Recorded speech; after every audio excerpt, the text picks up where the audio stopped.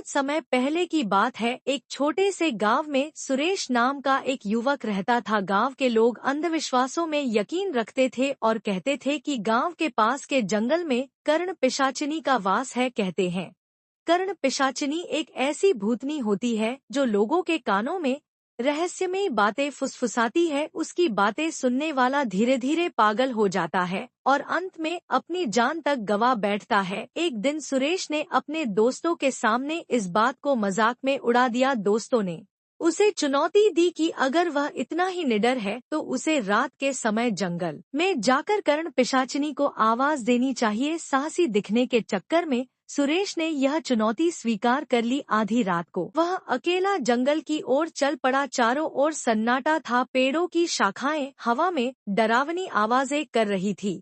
जंगल के बीच पहुंचकर सुरेश ने जोर से पुकारा, कर्ण पिशाचिनी अगर तू सच में है तो सामने आ। कुछ देर तक कोई जवाब नहीं आया, लेकिन जैसे ही सुरेश वापस लौटने लगा उसके कानों में एक धीमी फुसफुसाहट गूंजने लगी, तुमने मुझे पुकारा, मैं आ गई। सुरेश ने इधर उधर देखा लेकिन वहाँ कोई नहीं था। वह डर के मारे कांपने लगा। अचानक उसे महसूस हुआ कि कोई उसके पीछे खड़ा है। उसने धीरे धीरे पीछे मुड़कर देखा लेकिन वहाँ कुछ भी नहीं था, पर उसकी कानों में वही फुसफुसाती आवाज बार बार सुनाई देने लगी, अब तुम मुझसे बच नहीं सकते। सुरेश चीखता हुआ गांव की ओर भागा। घर पहुंचने के बाद भी उसकी हालत बिगड़ती गई। वह अक्सर बड़बड़ाने लगता और कहता कि कोई औरत उसके कानों में बातें कर रही है। गांव के तांत्रिक ने बताया कि कर्ण पिशाचिनी ने उसकी आत्मा को जकड़ लिया है। अगर उसका उचित उपाय न किया गया तो उसकी जान भी जा सकती है। आखिरी उपाय तांत्रिक ने एक अनुष्ठान किया और सुरेश को उस जंगल में